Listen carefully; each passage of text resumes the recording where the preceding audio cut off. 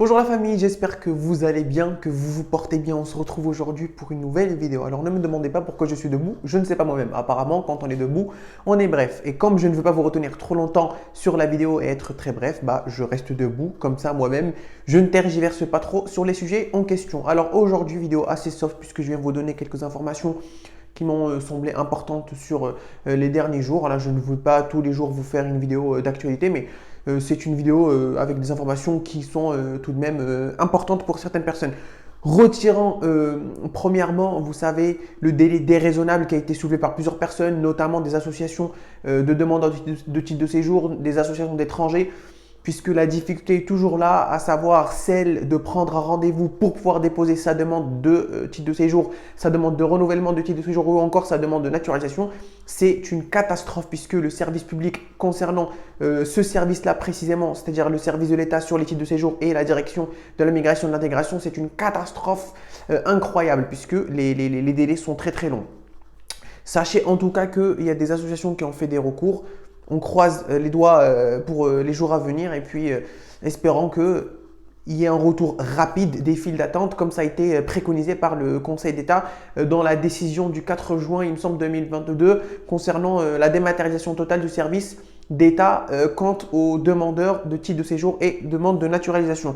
Première information, c'est sur le nombre de titres de séjour qui a été délivré en 2021. Ça y est, c'est sorti. On sait combien de titres de séjour on a eu en 2021. Il y a eu la comparaison avec l'année 2020 et 2019.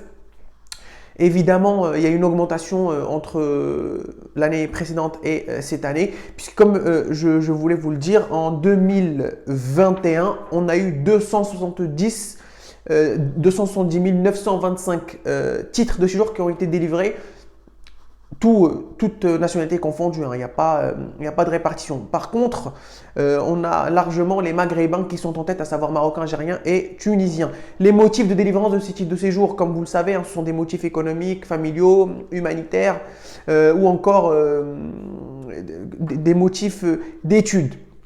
Alors, il y a eu un débat, un problème, puisque une incompréhension de certaines associations parce que les Marocains ont eu plus de titres de séjour en France que les Algériens. Voilà, ça n'a pas été expliqué, tout simplement. Il y a eu des incompréhensions de la part de certaines associations qui ont estimé qu'en fait, c'était pas juste vis-à-vis de ceux qui sont ici et ceux qui sont là-bas. Évidemment, comme vous le savez, vous savez, le quota des visas a clairement diminué pour les Algériens et pour les Marocains. Et ça a été pour contraindre les États en question de récupérer, vous savez, les mineurs qui étaient là et puis pour exécuter les obligations de quitter le territoire, et notamment par la délivrance de laissez-passer. Autre point qui a été soulevé, c'est les obligations de quitter le territoire ont été multipliées pour les Algériens. Et les associations ont également posé une incompréhension quant à cette multiplication de délivrance de l'obligation systématique pour les Algériens qui demandent des régularisations ou demandent de titre de séjour toutes simples. Voilà, ça c'était le premier point à fermer avec vous. Passons au deuxième point, c'est concernant l'allocation de rentrée scolaire. Comme vous le savez, chaque année, les foyers qui sont plus en difficulté reçoivent une allocation de rentrée scolaire pour les aider à acheter les fournitures scolaires et habiller les enfants en début d'année. L'allocation de rentrée scolaire, elle est réservée pour les enfants de 6 à 18 ans, pas de surprise. Je voulais également vous dire que l'école est obligatoire pour les enfants de 3 à 16 ans, mais l'allocation de rentrée scolaire, c'est uniquement pour les enfants de 6 à 18 ans. Sachez qu'en 2022-2023, donc l'année prochaine, et l'allocation qui va rentrer fin août, va être revalorisée. Alors, elle est de combien cette revalorisation? Cette revalorisation, elle est égale à, elle est de 1,8%. C'est-à-dire que l'allocation de rentrée scolaire est augmentée de 1,8% par rapport à l'année 2021-2022. Quelles sont les conditions pour pouvoir toucher justement cette allocation de rentrée scolaire? Comme je vous l'ai dit, vous devez être dans la tranche d'âge qui est imposée par la législation. À savoir, vous devez avoir entre 6 et 18 ans. C'est obligatoire pour pouvoir prétendre à avoir l'allocation de rentrée scolaire. Deuxième condition, c'est ne pas dépasser le ressource, ou du moins ne pas dépasser le plafond de ressources qui est fixé ici sur le territoire. Alors pour les couples ou pour les foyers qui ont un enfant, ils ne doivent pas dépasser 25 370 euros. Pour les foyers qui ont 2 enfants, ils ne doivent pas dépasser un revenu annuel de 31 225 euros. Pour les foyers ayant 3 enfants, ils ne doivent pas dépasser 37 080 euros à l'année. Et puis, au-delà de 3 enfants, il n'y a pas des barèmes. On rajoute à chaque fois 5 855 euros par enfant supplémentaire. Donc, si vous avez 4 enfants, pardon, vous allez prendre les 37 080 euros, plus vous rajouterez les 5 855 euros et vous aurez le montant du coup à ne pas dépasser. D'ailleurs, on parle de montant depuis tout à l'heure, mais quel est le montant de cette allocation de rentrée scolaire tant attendue par les foyers et les personnes qui sont un peu dans le besoin?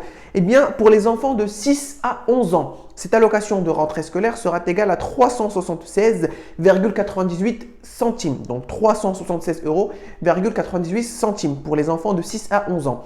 Pour les enfants de 11 à 14 ans, elle est égale ou elle sera égale à 397,78 euros. Donc 397,78 centimes. Et pour les enfants de 15 à 18 ans, elle sera égale à 411,58 euros centimes. Sachez que les enfants de 16 à 18 ans doivent au préalable prévenir la CAF, la Caisse d'allocation familiale, qui vont être scolarisés pour pouvoir avoir le droit justement à cette allocation de rentrée scolaire, puisque la présomption de scolarité pour les personnes de 16 à 18 ans n'est pas… la présomption de scolarité n'est pas prise en compte. C'est-à-dire qu'il faut absolument une déclaration de votre part. Vous écrivez un courrier comme quoi votre enfant qui a 17 ans, 16 ans et demi va être scolarisé durant l'année 2022-2023.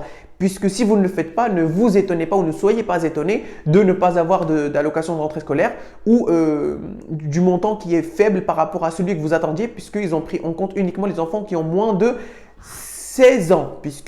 Pourquoi 16 ans? Parce que l'école est obligatoire jusqu'à 16 ans. Donc, on présume jusqu'à l'âge de 16 ans que votre enfant sera à l'école. Et donc, si votre enfant qui a plus de 16 ans sera également à l'école, vous devez absolument et obligatoirement prévenir la CAF par le biais d'un courrier que vous leur transmettrez et en disant tout simplement que voilà, votre enfant sera scolarisé. Et c'est par la suite de cette déclaration que vous allez pouvoir avoir l'allocation de rentrée scolaire comme tous les foyers ou tous les couples en France. Quatrième information. Et puis après, je ferai une deuxième partie. C'est concernant la secrétaire d'État qui s'appelle Chrysoula Zakharopoulou. Alors, c'est un nom assez compliqué, excusez-moi de l'avoir écorché. Cette secrétaire d'État, c'est une secrétaire d'État en fonction. Elle a eu à son encontre, ou du moins à son égard, 2 plaintes. Pourquoi 2 plaintes? Ce sont 2 plaintes pour viol. Alors, je vous rappelle que le viol, c'est un crime. Et le crime de viol est sanctionné de la réclusion criminelle. D'ailleurs, comme tous les crimes. Ce n'est pas un délit. Les délits sont punis de peine d'emprisonnement. Les crimes sont punis de réclusion criminelle. Donc, si vous entendez à la télévision, telle personne a été condamnée pour tant et a eu 30 ans de réclusion, 15 ans de réclusion, sachez que automatiquement, c'est un crime et non pas un délit. Puisque, par exemple, ceux qui sont condamnés pour détention stupéfiante, c'est des peines d'emprisonnement. Mais ceux qui sont condamnés pour viol, pour assassinat, ce sont des crimes et donc ils ont de la réclusion criminelle. Cette secrétaire d'État, je reviens à mes moutons, pardon, elle a eu 2 plaintes à son encontre. Ce sont 2 plaintes pour viol. Et dans quel cadre cette secrétaire d'État aurait violer ces femmes-là? Et bien c'est puisque en 2016, déjà les faits remontent à 2016 et c'est dans le cadre de ses fonctions de gynécologue. Et apparemment, 2 femmes ont porté plainte pour viol puisqu'ils estiment avoir été violés par cette secrétaire d'État quand elle était en fonction. Voilà, la famille, je vous donne rendez-vous pour la deuxième partie. N'oubliez pas de vous abonner et liker la vidéo et à très vite pour une nouvelle vidéo. Voilà, toujours un plaisir de reprendre du service avec vous. Ciao la famille.